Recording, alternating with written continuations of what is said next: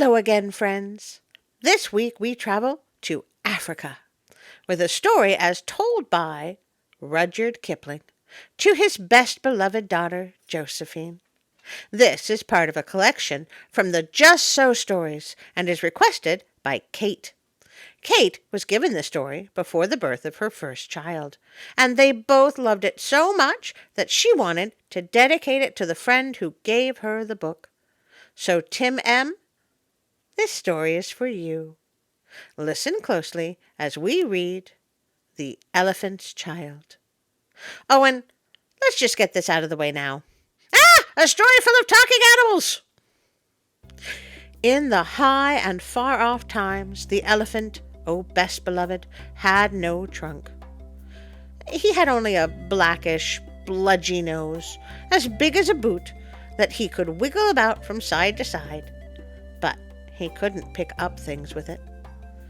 But there was one elephant, a new elephant, an elephant's child, who was full of satiable curiosity. And that means he asked ever so many questions, and he lived in Africa, and he filled all Africa with his satiable curiosities. He asked his tall aunt, the ostrich, why her tail feathers grew just so, and his tall aunt, the ostrich, spanked him with her hard claw. Well, that seems like an overreaction. He asked his tall uncle, the giraffe, what made his skin spotty, and his tall uncle, the giraffe, spanked him with his hard hoof. Is it animal abuse when it's done by another animal? And still, he was full of satiable curiosity. He asked his broad aunt, the hippopotamus, why her eyes were red, and his broad aunt, the hippopotamus, spanked him with her broad hoof. So the moral of this story is don't ask questions? He asked his hairy uncle, the baboon, why melons tasted just so, and his hairy uncle, the baboon, spanked him with his hairy paw.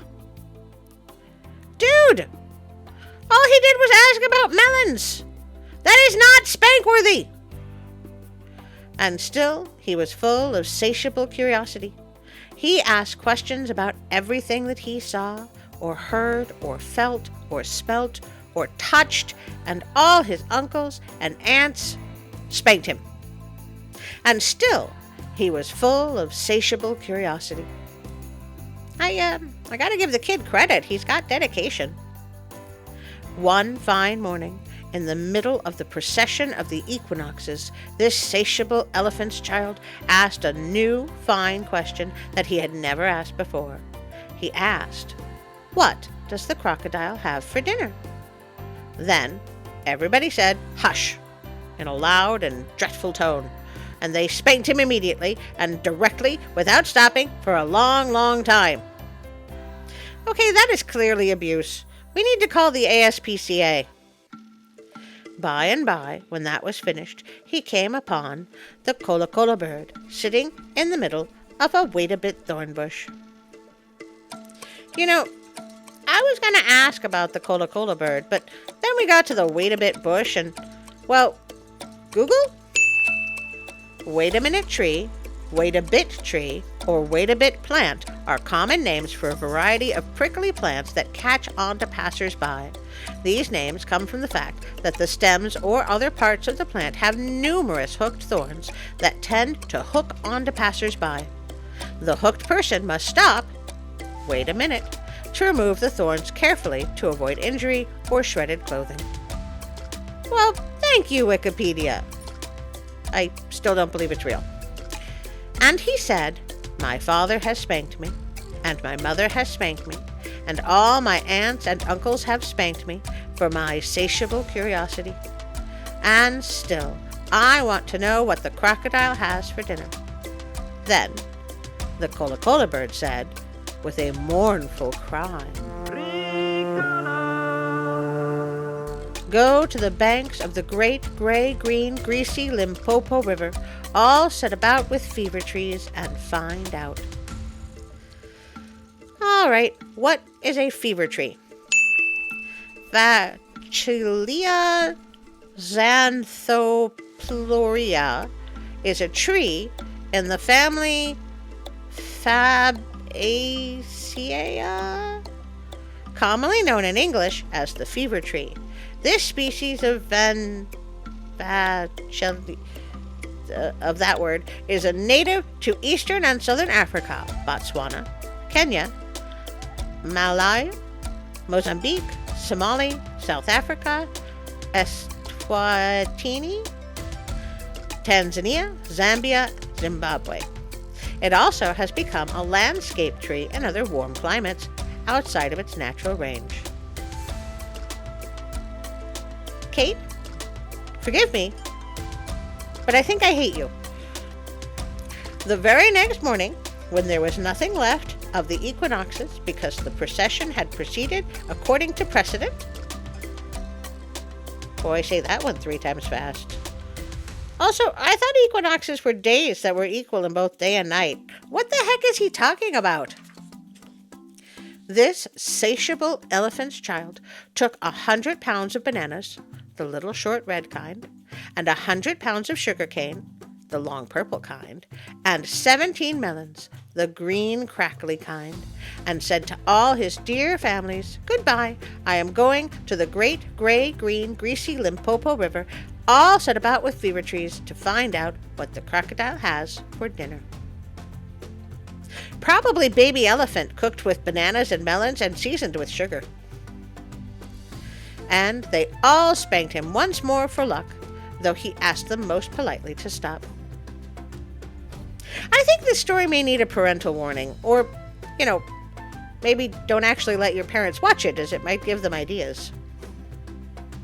Then he went away a little warm, but not at all astonished, eating melons and throwing the rind about because he could not pick it up. How is he carrying all this food? He went from Grahamstown to Kimberley, and from Kimberley to Kama country, and from Kama's country he went east by north, eating melons all the time, till at last he came to the banks of the gray, green, greasy Limpopo River, all set about with fever trees, precisely as the Kola bird had said. Now, you must know and understand, O best beloved, that till that week, and day, and hour, and minute, the satiable elephant's child had never seen a crocodile, and did not know what one was like. It was all his satiable curiosity. The first thing that he found was a bicolored python rock snake curled round a rock. "Excuse me," said the elephant's child most politely, "but have you seen such a thing as a crocodile in these promiscuous parts?" This is the river of easy virtue? "Have I seen a crocodile?" said the bicolored python rock snake in a voice of dreadful scorn. "What will you ask me next?" "What won't he ask you is the question." "Excuse me," said the elephant's child, "but could you kindly tell me what he has for dinner?"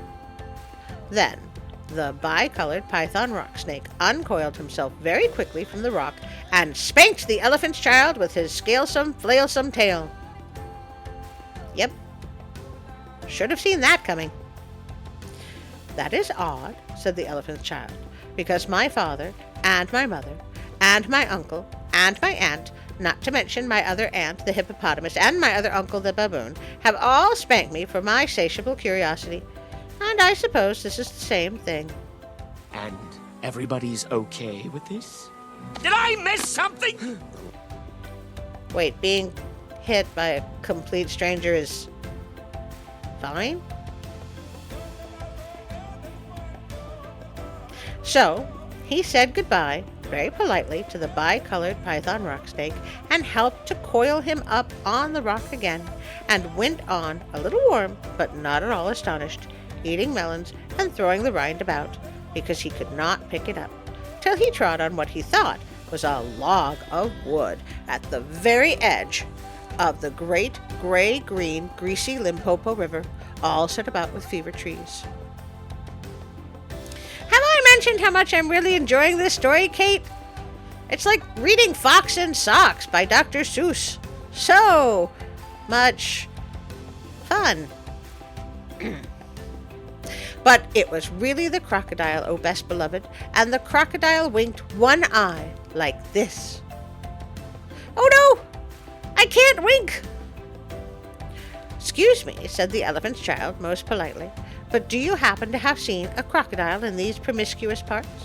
Then the crocodile winked the other eye and lifted half his tail out of the mud, and the elephant's child stepped back most politely, because he did not wish to be spanked again. "Come hither, little one," said the crocodile. "Why do you ask such things?" "Excuse me," said the elephant's child most politely, "but my father has spanked me.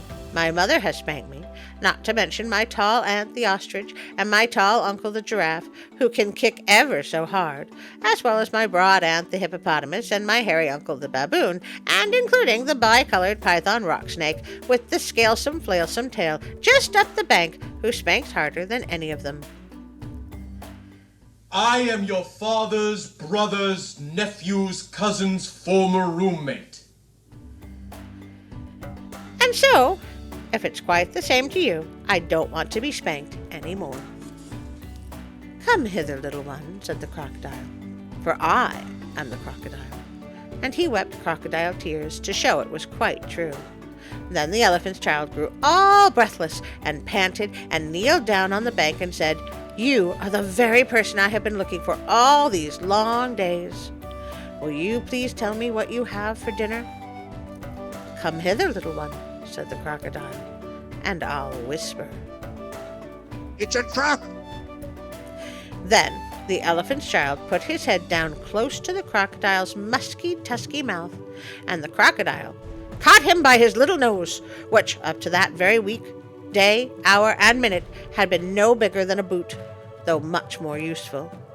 "I think," said the crocodile, and he said it between his teeth like this, "I think today I will begin with elephant's child." Told ya. At this, oh best beloved, the elephant's child was much annoyed, and he said, speaking through his nose like this, "Let go, you are hurting me." Then the bicolored python rock snake scuffled down from the bank and said, "It is my opinion that your acquaintance in the large pattern leather ulster," and by that he meant the crocodile, "will jerk you into yonder limpid stream before you can say Jack Robinson." And by the time he was done speaking, it was too late. Did I just kill Eddie by talking too slow? Like he always said I would. This is the way bicolored python rock snakes always talk. Then the elephant's child sat back on his little haunches and pulled, and pulled, and pulled, and his nose began to stretch. And the crocodile floundered into the water, making it all creamy with great sweeps of his tail, and he pulled and pulled and pulled, and the elephant's child's nose kept on stretching, and the elephant's child spread all his little four legs and pulled and pulled and pulled, and his nose kept on stretching, and the crocodile thrashed his tail like an oar, and he pulled and pulled and pulled, and at each pull the elephant's child's nose grew longer and longer, and it hurt him.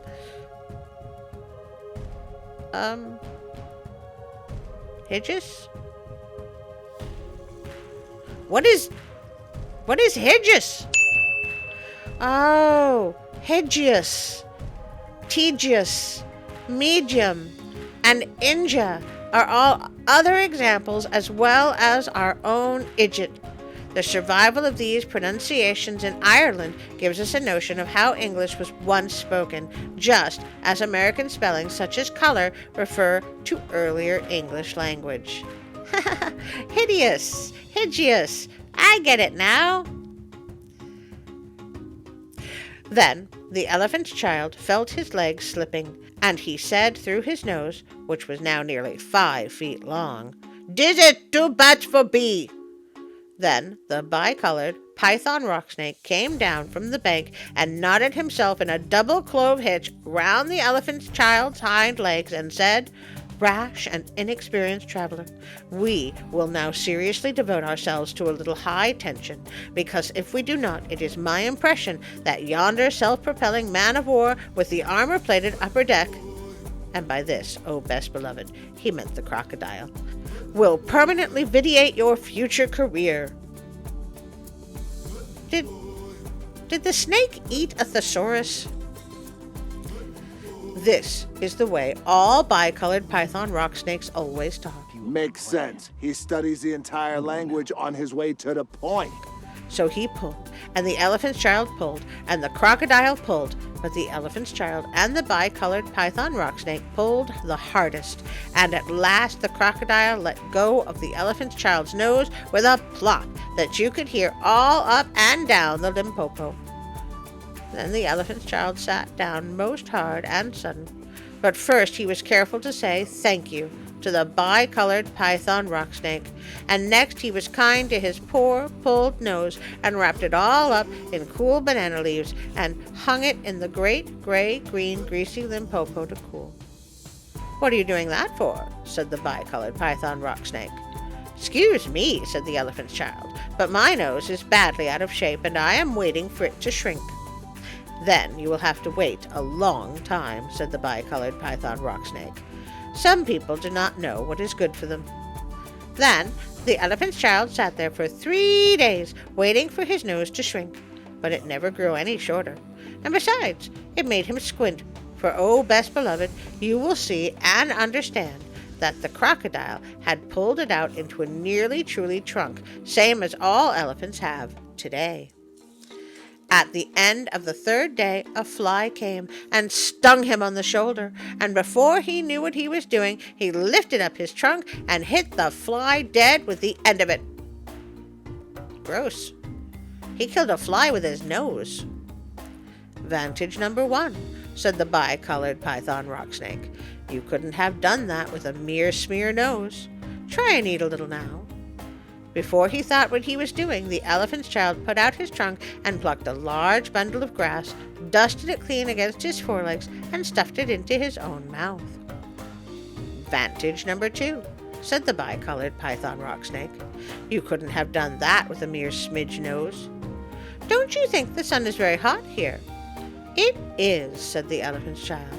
And before he thought about what he was doing, he slooped up a sloop of mud from the banks of the great gray-green greasy Limpopo and slapped it on his head, where it made a cool, sloopy, sloshy mud cap, all trickly behind his ears. "Oh, Kate, how I love you. Just wait until I show you the depth of my love." "Vantage number 3, said the bicolored python rock snake. "You couldn't have done that with a mere smear nose. Now, how do you feel about being spanked again?" "Excuse me," said the elephant's child, "but I should not like it at all." "How would you like to spank somebody?" said the bicolored python rock snake. "I should like it very much indeed," said the elephant's child. "Oh boy, vengeance. What am I reading?" "Well," said the bicolored python rock snake, "you will find that new nose of yours very useful to spank people with." "Thank you," said the elephant's child. "I'll remember that. And now I think I'll go home to all my dear families and try." Why does this feel like the beginning of a horror movie? So the elephant's child went home across Africa, frisking and whisking his trunk. When he wanted fruit to eat, he pulled fruit down from a tree, instead of waiting for it to fall as he used to do.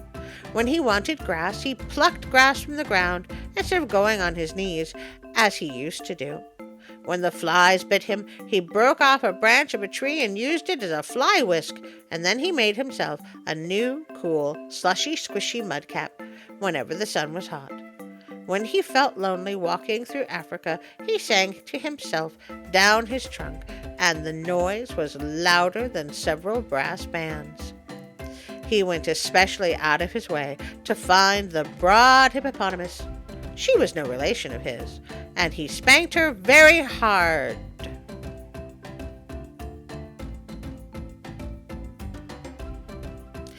to make sure that the bicolored python rock snake had spoken the truth about his new trunk. The rest of the time he picked up the melon rinds that he had dropped on his way to Limpopo, for he was a tidy pachyderm. One dark evening he came back to all his dear families, and he coiled up his trunk and he said, "How do you do?" They were very glad to see him, and immediately said, "Come here and be spanked for your satiable curiosity." "Pooh," said the elephant's child.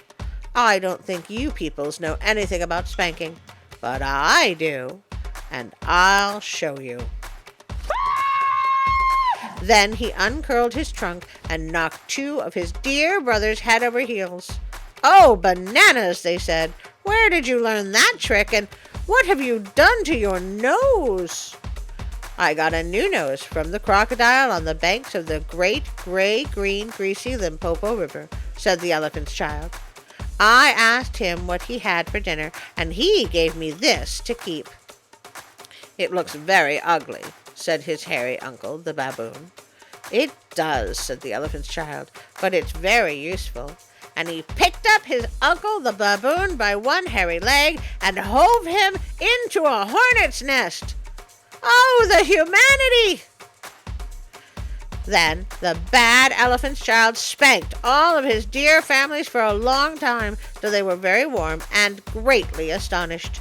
He pulled out his tall ostrich aunt's tail feathers, and he caught his tall uncle, the giraffe, by the hind legs and dragged him through a thorn bush and shouted at his broad aunt, the hippopotamus, and blew bubbles into her ear when she was sleeping in the water after meals.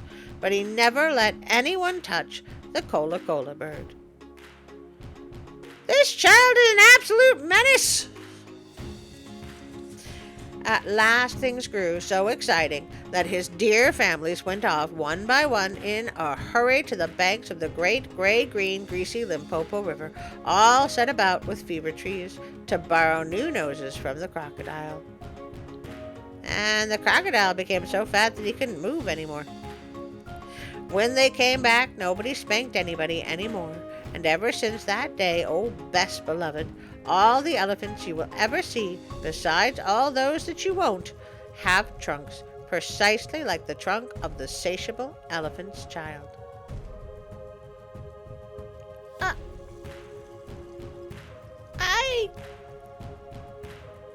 I think I'm traumatized. Parental warning for sure. Well, that story was great. Just great. I can't wait to read more requests from Kate. HW, you're off the hook. Now we come to the time when I ask you to like, share, and subscribe. I have such delusions of grandeur, and it would be nice to actually achieve some of them in real life. Please comment so the algorithm knows that we are an engaged audience and suggest us to more lovers of children's stories. But, maybe not actual children after this story. Goodness! There is, of course, the notification bell if you would like to know when, on Sunday, my stories have come out. I would like to thank Pixabay.com for all the wonderful sounds and images that can be found there. If you would like to support me on Patreon, Instagram, or Facebook, there are links in the description below. And now, a special thank you for our Patreon friends.